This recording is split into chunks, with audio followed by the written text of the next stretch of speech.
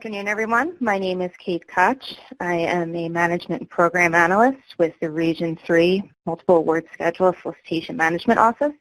Today we'll be providing an overview of planned multiple award schedule changes for the multiple award schedule, Refresh 1.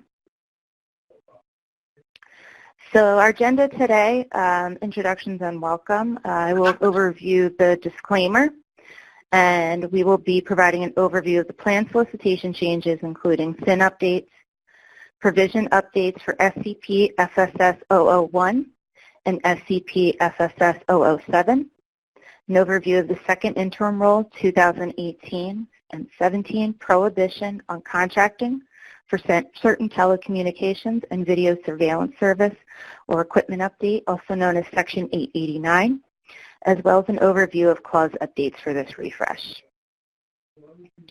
I'll begin with our disclaimer. The purpose of this webinar is to allow GSA staff to verbally present the draft plan solicitation refresh and related mass modification as a courtesy to industry. All comments on the information presented must be submitted via chat on this call. GSA FAS will consider all relevant comments and document them, but we are not obligated to respond to any questions at this time. GSA FAS may address some comments during the call or provide responses to relevant questions on the original Interact posting. GSA FAS does not guarantee a response to all questions, but may issue a formal response to industry comments or related inquiries. GSA FAS will make changes as appropriate. Interested parties should review the final version of the solicitation refresh or mass modification closely for additional changes made to this draft.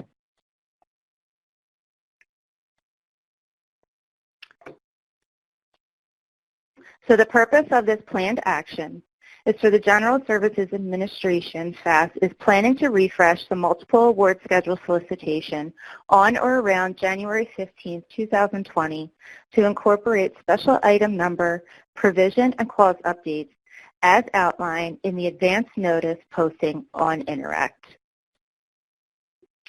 The updates to SINs include the following. There are minor corrections to SIN notes descriptions as outlined in red text in the available offerings attachment. Those changes include a change to SIN title for 332510 to Hardware Manufacturing, Hardware Store, Home Improvement Center, or MRO-Services. There is also a SIN description change for 332510 to remove a reference to Legacy Schedule 51. And SIN title 325320 has been changed to Pest and Animal Control Products and Services. There are also minor corrections to SIN mapping, also outlined in red text in the available offerings attachment. Legacy SIN 75210 now maps to 339940 SVC. Legacy SINs 8711, 8712, 8713, and 8714 are now mapped to SIN 541715, in addition to previous mappings. Legacy SINs 8713, 8714 are now mapped to new SIN 541330ENG, in addition to previous mappings.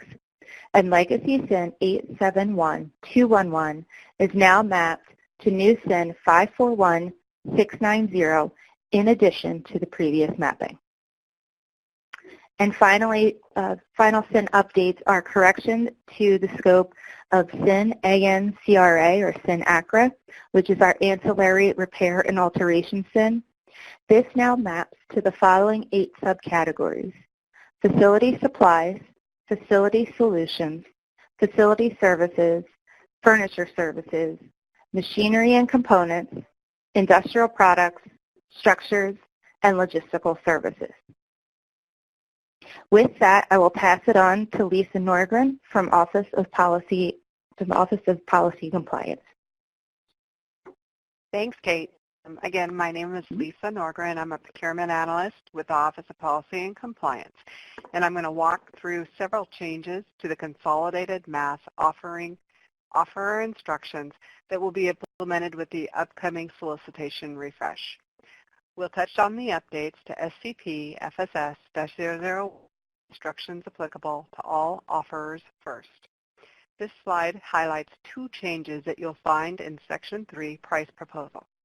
First, clarified that the standard, non-standard, and unpublished wage determination files for the Consolidated Mass Solicitation are now housed on the GSA.gov Mass Roadmap page.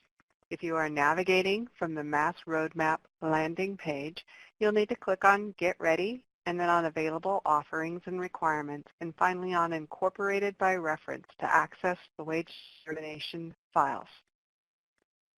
Secondly, we've updated the TD advisory for supporting price documentation to clarify that supporting documentation is not required to be submitted with the offer.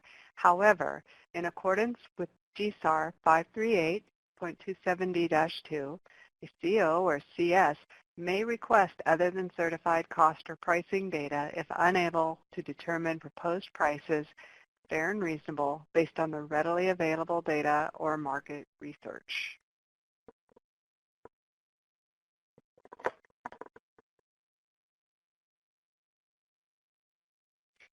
The upcoming solicitation refresh also includes an update to SCP FSS-001 Section 2 Technical Proposal, specifically Technical Factor 2 past performance, to address the retirement of the Open Ratings Performance Evaluation Service on December 6, 2019.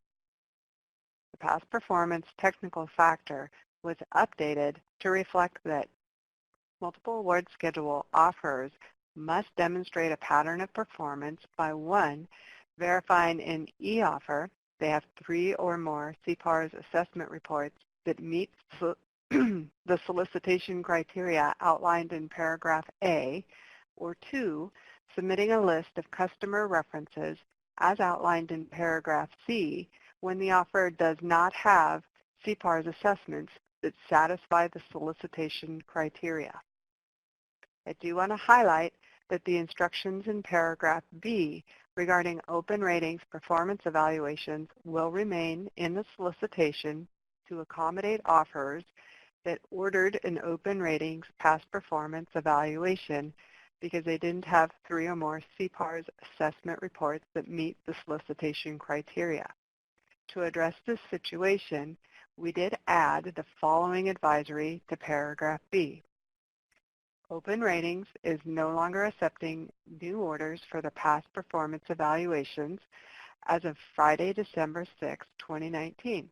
Offers that ordered an Open Ratings past performance evaluation on or before that date may use the evaluation to demonstrate a pattern of past performance as long as the evaluation uploaded to the order is dated within 1 year of offer submission.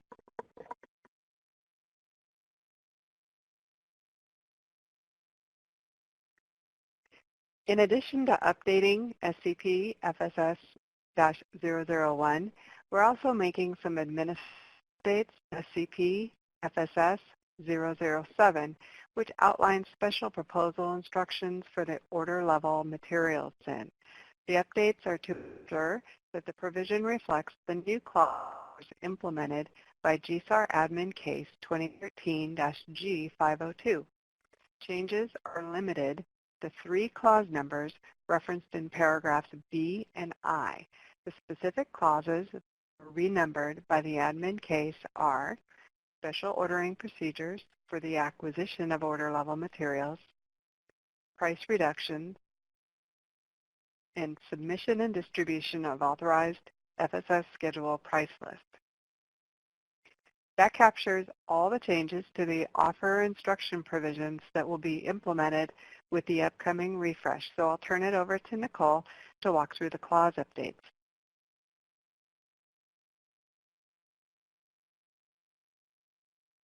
Thank you, Lisa. Hello, everyone. My name is Nicole Papanier, and I'm a procurement analyst in the Office of Policy and Compliance. And as Lisa mentioned, I'll be reviewing all of the clause updates, which will occur with the upcoming refresh. As indicated in the Interact post, we're making several clause updates in the upcoming refresh, most of which are relatively minor administrative type changes. However, there are a couple of updates that are a bit more significant, and I will address those first. The first is the implementation of Second Interim Rule 2018-17, which relates to required offer representations regarding prohibited telecommunications equipment. As you may be aware, the first interim rule published in August 2019 required offerors to represent on an offer-by-offer basis whether they will or will not provide any covered telecommunications equipment or services to the government, and required additional disclosures from offerors who indicated that they would offer prohibited telecom. This second interim rule reduces the burden on offerors by allowing offerors to represent annually in SAM as to whether they will offer telecommunications equipment and services covered by this rule. Those offerors who represent that they will not offer prohibited telecom will not be required to complete the offer-by-offer representation required by provision 52204-24. As I mentioned, the offeror will now make this annual representation via the SAM's reps and certs. Therefore, we are implementing this rule by adding the representation to the SAM reps and certs clause 52212-3. The second of the more significant changes is the expiration of the FAR 51 deviation. Please note that the deviation can continue to be applied on orders issued prior to 10/23/19 and to options on those orders. So, to be specific, the FAR deviation expired on October 23, 2019, and as a result, we are removing clause CI FSS 056 from the solicitation. However, again, the deviation can continue to be used on any orders placed prior to the expiration of the deviation. I also want to point out that we will be posting additional information on the FAR 51 expiration to Interact. We received several questions in response to this change, and we've posted our responses to those questions on Interact.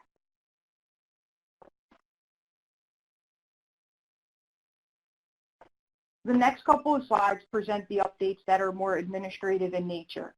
As you see here, there are a number of deviations that we will be deleting from the solicitation. In the case of these clauses, the current solicitation includes both the base version and the deviation for each clause, which accounted for federal versus state and local customers. So the federal customers relied on the base version, and the state and local customers relied on the deviation.